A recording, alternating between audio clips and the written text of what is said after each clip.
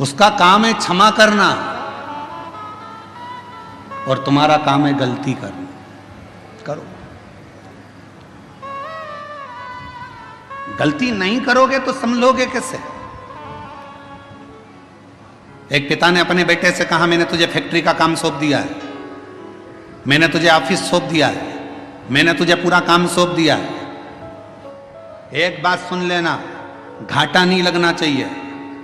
मैंने तुझे समझा दिया, पहले पूरा काम तुझे सौंप दिया है, पूरी फैक्ट्री तुझे सौंप दी है, पूरा व्यापार तुझे सौंप दिया है, घाटा नहीं लगना चाहिए। और बेटे ने काम करना चालू करा। काम करते करते उसकी कहीं बाहर देश में पहचान बढ़ गई। उसने अपना माल पूरा विदेश में बेच दिया, बेचा और विदेश में माल अटक गया, अटका, पैसा अटक गया। मालूम पड़ा वो लड़का कर्जे में डूब गया। बाप ने कहा, मैंने पूरी फैक्ट्री तुझे दे दी थी, मैंने पूरी कंपनी तुझे दे दी थी, मैंने तुझे पूरा ऑफिस दे दिया था और तूने कर्जे में लाकर छोड़ दिया, तूने कर्जे में लाकर डुबो दिया। बेटा कहता है, पापा गलती हुई है, सुधारूंगा, थोड़ा समय। अब पिता को चाहिए कि बेटे को बल दे, कोई बात नहीं, हो गई, मेहनत करना, फिर मेहनत करना, धीरे धीरे बढ़ना, हो सकता है फिर उन्नति की सीढ़ी पर चढ़ जाए। गलती बेटे के सामने हुई, बेटे ने फिर मेहनत करी, मेहनत करते करते बेटा जितना माल गया था उससे 1000 गुने माल का फिर मालिक बनकर बैठ गया। फिर बैठा। और अब वो बेटा गलती नहीं करता। क्यों? क्योंकि पहले माल भेजने में गलती हो गई थी, पहले ऐसे गलती हो गई थी, अब नहीं होगी। किसी किसी को तो भगवान भी पृथ्वी पर जन्म देने के बाद सोचता है, इसको तो भेजना ही नहीं था तो अच्छा था। मालूम क्या था कि इतनी निंदा, इतनी बुराई, इतनी चुगली, इतने अपशब्द, इतनी गाली, इतना आड़ा टेढ़ा बोलेगी, इतना अपशब्द बोलेगा, ऐसा रहेगा, दिन भर बेकार काम करेगा, लोगों का दिल दुखाएगा। तो भगवान भी सोचता है, इसको एक बार तो जन्म दे दिया, अगली बार नहीं भेजना इसको, चाहे कुछ भी हो जाए, इसको 94 तरह के नरकों में पटक देना, पर पृथ्वी पर मत भेजना इसको। इतना झूठ, इतना छल, इतना प्रपंच, इतनी गलत शब्द, इतना अपशब्द, इसको पृथ्वी पर मत भेजना। अब भेज दिया। और कृपा की ना होती जो आदत तुम्हारी, तो सोनी ही रहती अदालत तुम्हारी। गरीबों के दिल में जगह तुम ना पाते, तो किस दिल में होती इबादत तुम्हारी, तो किस दिल में होती इबादत तुम्हारी। हो जाए गलती, हो जाए तो कोई बात नहीं, पर भगवान नहीं बनना अपन को, अपन इंसान के इंसान। सत्संग, कथा, स्मरण भगवान के करीब में लेकर जाता।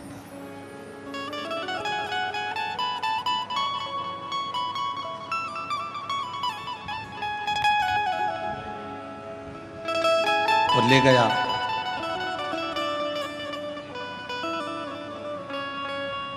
भागीरथ जी ने 60,000 काकाओं के उद्धार के लिए गंगा को पृथ्वी पर लाने के लिए तप करा। भागीरथ बाबा, गंगा पृथ्वी पर आती नहीं है।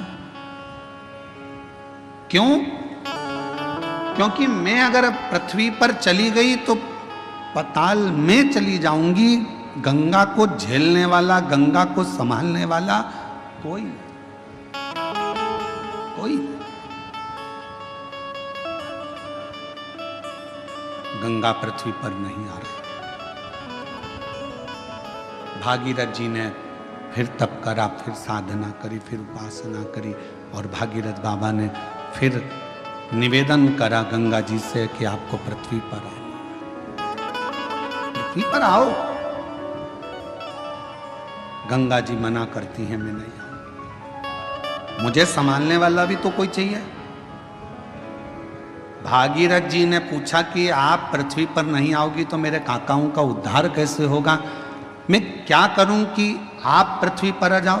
तो गंगा मैया ने भागीरथ जी से कहा कि एक बार किसी सदगुरु की शरणागति में बैठकर थोड़ा सा सत्संग कर लो, तुम्हें कोई ना कोई तो राह मिल जाएगी। भागीरथ बाबा गुरु बाबा के पास जाकर बैठ गए। गंगा आने को तैयार है, पर मैंने गंगा मैया कह रही है कि मुझे झेलेगा कौन, मैं किससे प्रार्थना करूं? तो संत सतगुरु ने कह दिया कि सत्संग में बैठे हो, इतना याद रखना कि गंगा को झेलने के लिए एक ही है जो झेल सकता है। वो कौन? तो कहा गंगा को झेलने के लिए जिसने अपने पूरी तप और साधना को पूरी जिंदगी में करता रहा हो, वही गंगा को झेल सकता है। और वो देव अधिदेव महादेव है जो गंगा को अपने मस्तक पर झेल सकता है। इसके सिवाय कोई गंगा को झेल पाए ये किसी के बस की बात नहीं है।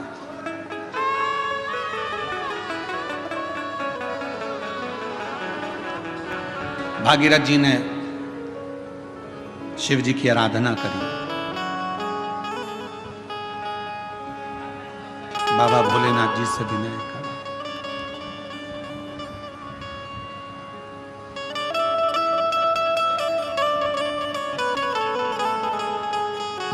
महादेव नमन चरणों में स्वीकार कीजिए, सबका किया है मेरा कल्याण कीजिए, उद्धार कीजिए।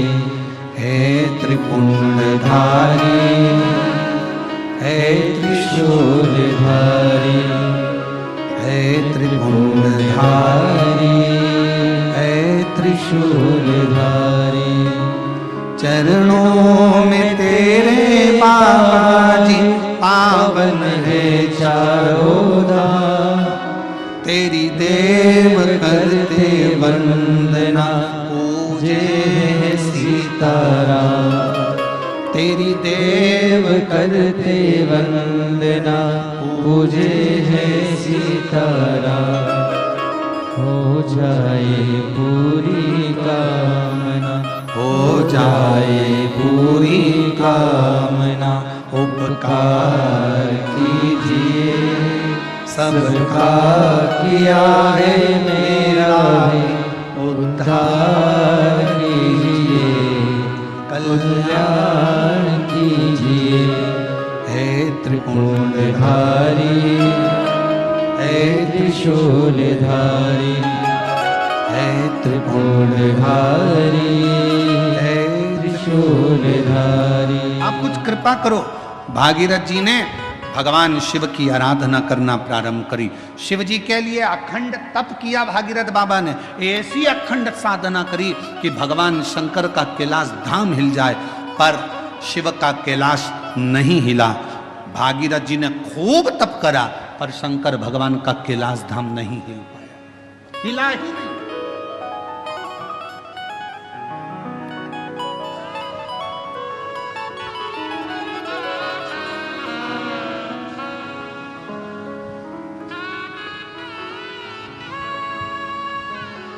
शिवजी तुम्हारे तप से, शिवजी तुम्हारी साधना से, शिवजी तुम्हारी तपस्या से जितनी जल्दी प्रसन्न नहीं होते, शिवजी उतनी जल्दी एक लोटे जल से प्रसन्न हो जाते हैं।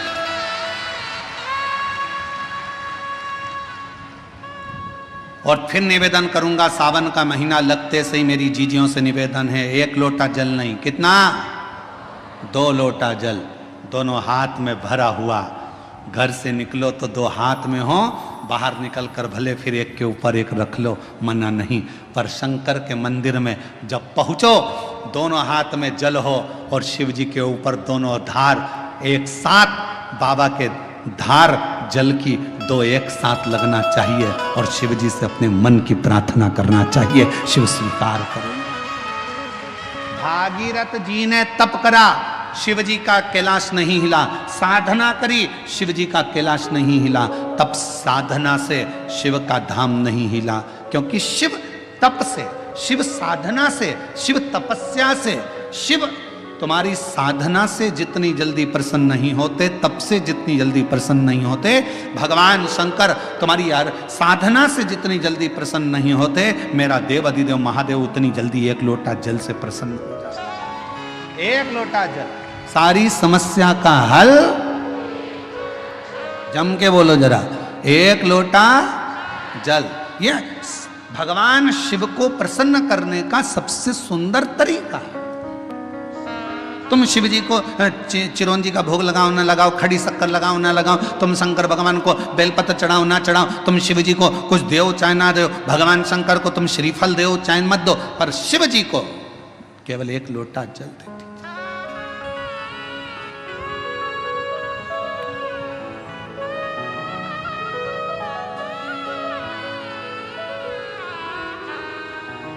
'छत्तीसगढ़ में एक बहन ने एक प्रश्न लिख के भेजा था कि भगवान के मंदिर में नारियल क्यों तोड़ा जाता है।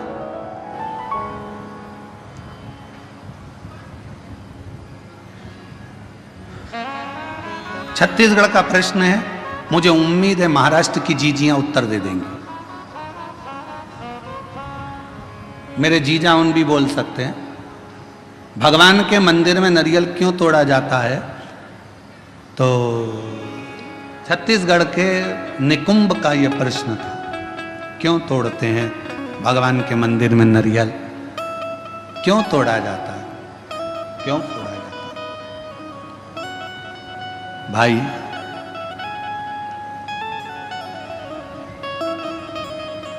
कहा तो कहा भगवान को प्रसन्न करने के लिए,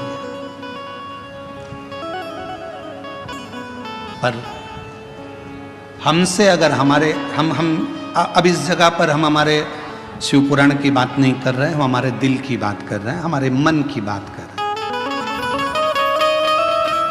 ये हम हमारे मन से कर रहे हैं कि जीजी ने पूछा कि भगवान के मंदिर में नारियल क्यों तोड़ा जाता है, तो शायद मेरा दिल कहता है कि भगवान भी कहते होंगे, तू मेरे मंदिर में नारियल तोड़ ले पर अपने घर को मत टूटने देना, तू मेरे मंदिर में नारियल तोड़ ले पर अपने राष्ट्र को मत टूटने देना, तू मेरे मंदिर में नारियल तोड़ ले पर अपने सनातन को मत टूटने देना, तो नारियल के रूप में स्वीकार। ये मेरा दिल कहता है। किसी को गलत लगे तो मैं क्षमा चाहता हूं इस बात के लिए, पर मेरा मन कहता है कि मेरा शिव कहता होगा, मेरे राम कहते होंगे, मेरे हनुमान कहते होंगे, मेरे भगवान कहते होंगे कि मेरे सामने तू नारियल तोड़ ले पर अपना घर मत टूटने देना, मेरे सामने तू नारियल तोड़ ले पर सनातन धर्म मत टूटने देना, मेरे सामने नारियल तोड़ ले पर हिंदू धर्म मत टूटने देना, और मेरे सामने नारियल तोड़ ले पर मेरे राष्ट्र को मत टूटने देना। मुझे स्वीकृत रहे।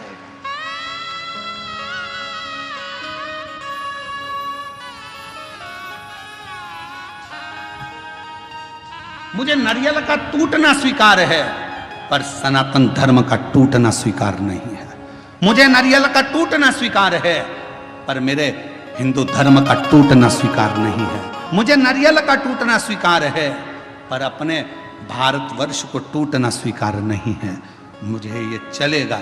तो मेरा दिल कहता है कि भगवान, नारियल टूटने का एक क्रम, शुभ कार्य में नारियल क्यों फोड़ा जाता है कि जो भी तकलीफ हो, कोई कष्ट हो, मेरा बाबा स्वीकार करना, ये हमने इसको दे दिया, जो भी था उसको प्रदान कर।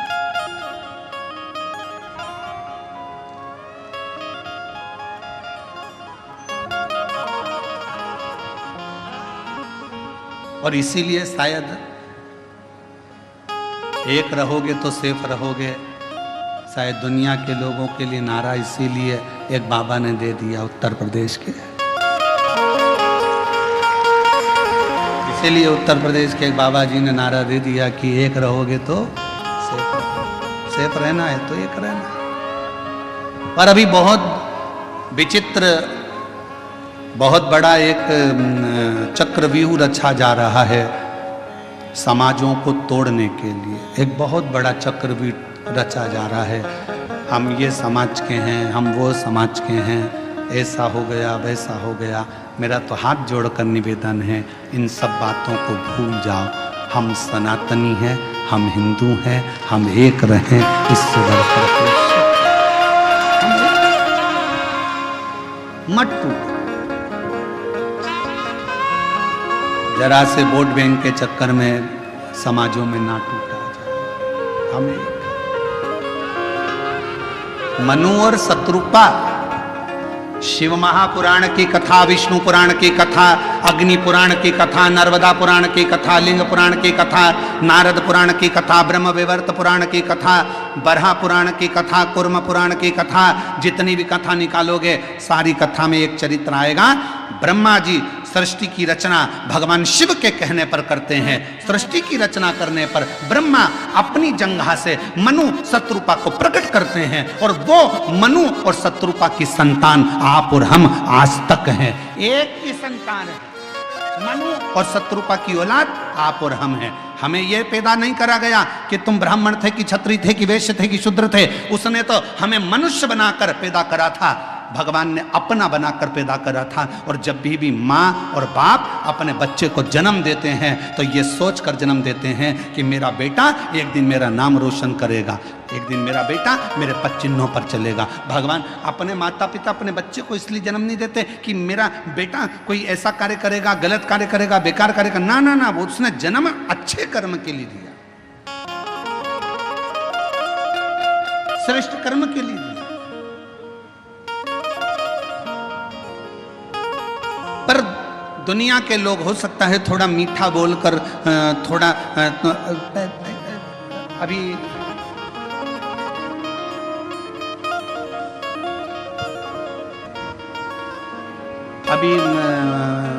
बहुत अच्छे अच्छे फल आ रहे हैं बाजार में, बहुत अच्छे अच्छे आ रहे हैं। उसमें से एक मैंगो आम, जामुन,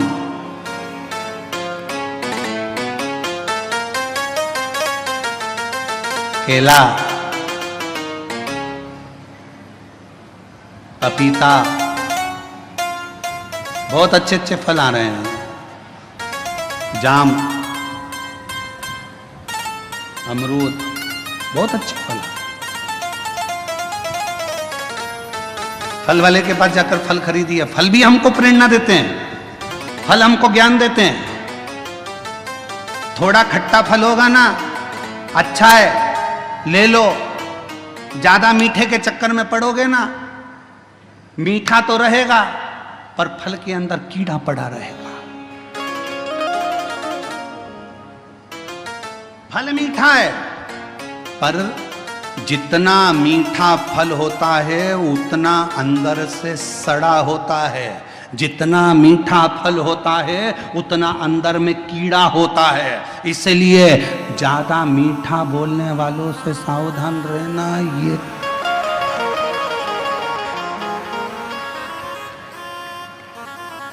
सावधान इंडिया, सावधान। पपीता दुकान वाला कह रहा बहुत मीठा, बहुत मीठा, बहुत मीठा। तुम लेके आ गए, अंदर से सड़ा था। आम इतना मीठा, इतना मीठा। थोड़ा खट्टा आम लाती ना, सड़ा नहीं रहता, क्योंकि जिसकी बाड़ी थोड़ी सी कड़वी रहती है ना, उसके अंदर खटास में अंदर कीड़े नहीं रहते। मुंह से बोल दिया सफाचट, एक बार बोल दिया, बेकार लगे अच्छा लगे, क्योंकि खट्टा खट्टा है, जो है, कड़वा कड़वा है, जो है। पर मीठा फल अंदर कीड़ा बैठा रहता है, मीठा फल अंदर से सड़ा रहता है। इसलिए थोड़ी सावधानी रखना। दुनिया के लोग कहें बहुत मिलेंगे आपको, बहुत आते रहेंगे लोग बाग, तुम्हारे से बहुत मीठी मीठी बातें करेंगे, बहुत मीठा बोलेंगे और बाद में तुमसे कहेंगे क्यों थोड़ा मीठा। तुम देखना जिसको पैसे की जरूरत होती कितना मीठा बोलता है। जी जी, जीजा जी, जीजा जी। और पैसा लेके चले गया 5-10 हजार, उसके बाद तुम मांगने जाओ तब खाके भग रहे हैं, लौटा देंगे। व्यर्थ की बात नहीं करना, रिश्तेदारी में फालतू की फूट मत डालो। हम आएंगे देंगे, मना नहीं कर रहे। अरे मिठास में कीड़ा हो सकता है, मिठास।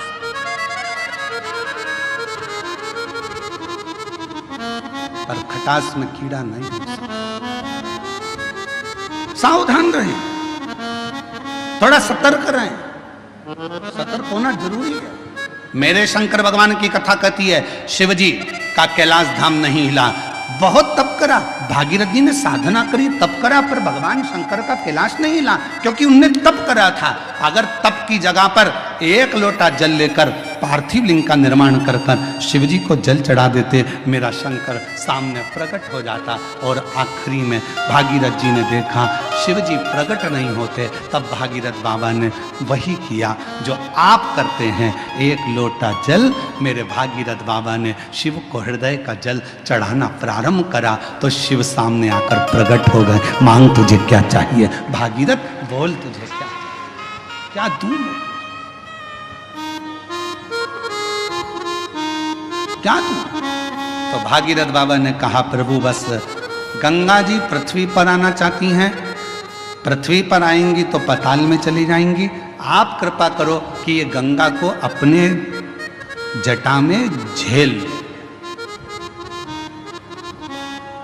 शिव जी ने कहा जटा में? हाँ।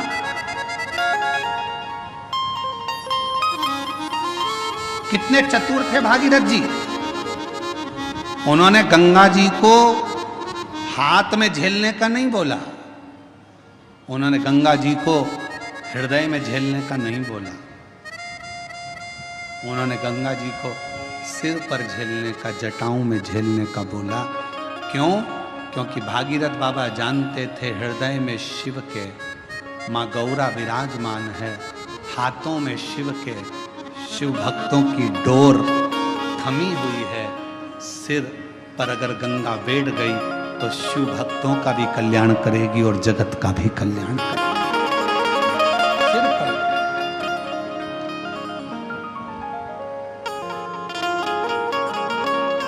और मैया ओ गंगा मैया, मैया ओ गंगा मैया, मैया गंगा मैया, मैया ओ गंगा मैया। ये जगत का कल्याण करने वाली गंगा, जगत का उद्धार करने वाली गंगा। फिर किसी ने एक बार प्रश्न किया था, क्या शिवजी को गंगा का जल अधिक प्रिय है? शंकर भगवान को गंगा का जल अधिक प्रिय है? तो शिव महापुराण की कथा कहती है शंकर भगवान को तुम अपने घर का जल चढ़ा दो, शंकर भगवान को तुम्हें जो जल मिले वो चढ़ा दो, क्योंकि शंकर के ऊपर जब जल चढ़ता है चढ़ते से ही वो जल गंगा जल बन जाता है। अलग से गंगा जल की जरूरत शिव को नहीं, शिव को अलग से गंगा जल की जरूरत नहीं, तुमने चढ़ाया वो जल अमृत बन गया। हम तो कई बार लोगों से कहते तुम्हारे बच्चे की तबीयत खराब है, तुम्हारे बच्चे को तकलीफ है, डॉक्टर को दिखाओ। तुम्हारे घर में अगर किसी को तकलीफ है डॉक्टर को दिखाओ, वो जांच का बोले जांच कराओ, दवाई का बोले दवाई खिलाओ, और उसके साथ एक काम जरूर करो, डॉक्टर का इलाज भी करवाओ, साथ में एक कटोरी में जल लो और जल लेकर भगवान शिव का मंत्र का उच्चारण करो, नमः शिवाय नमः शिवाय, षडाक्षर मंत्र बोल लो, ओम नमः शिवाय, या त्र्यंबक मंत्र बोल लो, और या त्र्यंबक मंत्र ना तो श्री शिवाय नमस्तुभ्यम मंत्र का जप करते जाओ 108 बार जप कर कर जो जल है वो अपने बच्चे को थोड़ा थोड़ा पिलाना प्रारंभ करो, या उस जल से उस बच्चे के शरीर पर लगाना प्रारंभ करो, वो जल भी सिद्ध हो जाता है मंत्रों की प्रबलता में। डॉक्टर को भी दिखाओ, डॉक्टर का भी इलाज करवाओ, दवाई दे दवाई खिलाओ, जांच का बोले जांच कराओ, पर साथ में शिव पर करा हुआ विश्वास, मंत्रों का उच्चारण, शिव तत्व का नाम सुख प्रदान करता है। एक पत्र है, अच्छा है।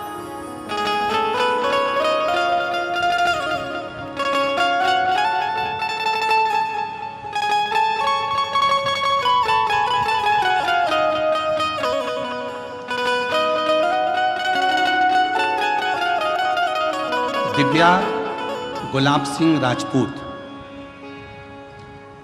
जन्म दिनांक 22/7/2008, मुकाम पोस्ट जय सिंह नगर, महाराणा प्रताप, तालुका गंगापुर, जिला छत्रपति संभाजी नगर, मोबाइल नंबर ये है। कहीं बैठी हो? आप ही हैं? बच्ची आई है साथ? आ जाओ, ले आओ। मैं दिव्या राजपूत, बाबा की कृपा से मेरी जन्मजात एक बीमारी है किडनी की। मेरी एक किडनी पूरी बेकार है और दूसरी किडनी मेरी 20% काम कर रही है। डॉक्टर ने कहा था कि सिर्फ 2 साल तक जीवित रह सकती है, पर शिवजी पे भरोसा कर कर आज तक जीवित हूं। ये मेरे शंकर की करुणा है, मेरे शिव की उदार। गुरुदेव, पहली किडनी तो थी नहीं, दूसरी भी 20% ही बची थी, तो डॉक्टर ने मुझे 2 साल दिए थे कि अब तुम 2 साल से ज़्यादा नहीं रहो, पर बाबा की कृपा से मैं जीवित हूँ, अच्छी हूँ। गुरुदेव, मैं हर जगह कथा में पहुंची। गुरुदेव, कथा में आने का मेरा केवल एक ही काम था, क्योंकि मुझे डॉक्टर ने डायलिसिस पर डाल दिया था और डॉक्टर ने कह दिया था कि डायलिसिस चलेंगे। अब मन करता था कि डायलिसिस की जिंदगी क्या जिंदगी। तब किसी ने कहा कि अगर पंडाल में बैठकर शिव महापुराण की कथा सुनी जाए, शिवजी को 1 लोटा जल चढ़ाया जाए, तो उसका फल जरूर मिलता है। और बाबा की ऐसी कृपा हुई, मैंने नागपुर, सीहोर, छत्रपति संभाजी नगर में कथा को सुना और वेजापुर पंडाल में भी कथा सुनने के लिए आई हूँ। बाबा, डायलिसिस की बात आई, कथा सुनने के बाद शिवजी पे जल चढ़ाकर बेलपत्र लेने के बाद फिर मैं वापिस डॉक्टर साहब के पास डायलिसिस की जांच के लिए पहुंची, तो डॉक्टर ने कह दिया तुम्हारी रिपोर्ट पूरी नॉर्मल आ गई है, अब तुम्हें डायलिसिस की जरूरत नहीं है। पत्र को आप लोग देख सकते हो, पूरी रिपोर्ट नॉर्मल आ गई है, अब तुम्हें डायलिसिस की जरूरत नहीं है। मैं बाबा को यहाँ प्रणाम करने के लिए आई, मैं बाबा को नमन करने के लिए। और तेरी कृपा का क्या है भरोसा, कब किस पर हो जाए, जरा सी हम पर कर दो, जरा सी हम पर कर दो। मेरी कृपा का क्या है भरोसा, कब किस पर हो जाए, जरा सी हम पर कर दो, जरा सी हम पर कर दो। मुकाम गंगा सागर नामदेव, धूलिया डोंगर गांव, तालुका पाथरी, जिला परभणी। डोंगर गांव में हम रहते थे और डोंगर गांव में रहते रहते हमारे को बच्चे तो हुए, पर बच्चे शांत हो गए, जीवित नहीं रहे। गुरुदेव, हम वहाँ रहने के बाद में डॉक्टरों से इलाज करवाते रहे। 10 साल तक जालना में ट्रीटमेंट चालू रखा, पर उसमें भी कोई सफलता नहीं रखी। 10 साल निकल गए, 12 साल निकल गए, ऐसे वर्ष निकलते चले गए। गुरुदेव, तो भी औलाद का सुख नहीं आया। फिर किसी ने कहा कि एक बार पंडाल में जाकर कथा सुनो। हम पंडाल में जाकर बाबा को कथा सुनने प्रारंभ करा, बाबा से विनय करी, वहाँ की मिट्टी को अपने गर्भ से लगाया और बाबा से झोली पसार कर संतान का सुख मांगा।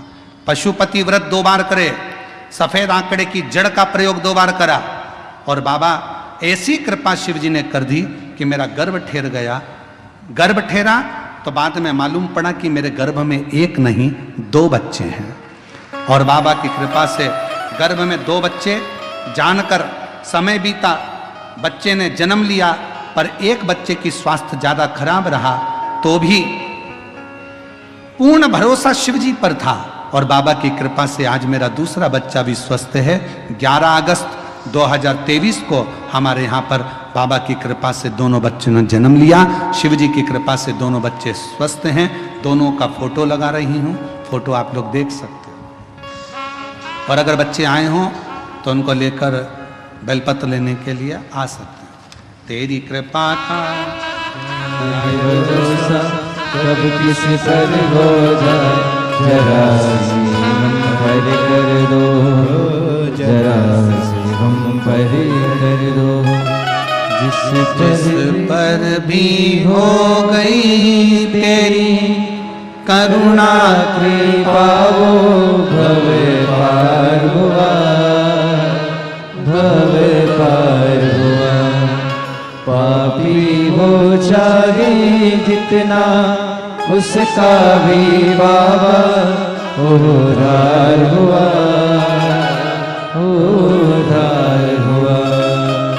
गिद्ध अजामिल गणिका जैसे तेरे मन को भाई, जरा सी हम पर कर दो, जरा सी हम पर कर दो। बेटी की एक किडनी तो जन्म से ही नहीं है, दूसरी किडनी 20% खराब हो गई थी। डॉक्टर ने 2 साल जीवित रहने का बोला था। बाबा पे भरोसा करती करती कथा सुनना, और अभी कथा में आने से पहले 15 दिन पहले जांचें कराई। शिव जी की कृपा से किडनी ने काम करना प्रारंभ करा और अब रिपोर्ट नॉर्मल हुई। शिव की कृपा, शिव शंकर शंकर। और जिस पर भी हो गई तेरी करुणा कृपा हो भव पार हुआ, भव पार हुआ। पापी हो चाहे जितना उसका भी बाबा उद्धार हुआ, उद्धार हुआ। गिद्ध अजामिल गणिका जैसे तेरे मन को भाई, जरा सी हम पर कर दो, जरा सी हम पर कर दो। तेरी कृपा का क्या है भरोसा कब किस पर हो जाए, जरा सी हम पर कर दो। निवेदन करेंगे, दुनिया की दृष्टि में ये केवल शिव महापुराण की कथा है, पर कोई हमसे पूछे क्यों गुरुजी ये शिव पुराण की कथा है, हम कहेंगे ये केवल कथा नहीं है। बेटा और बेटी अपने बाप से बात कर ले शंकर भगवान से, ये वो शिव तत्व की आनंद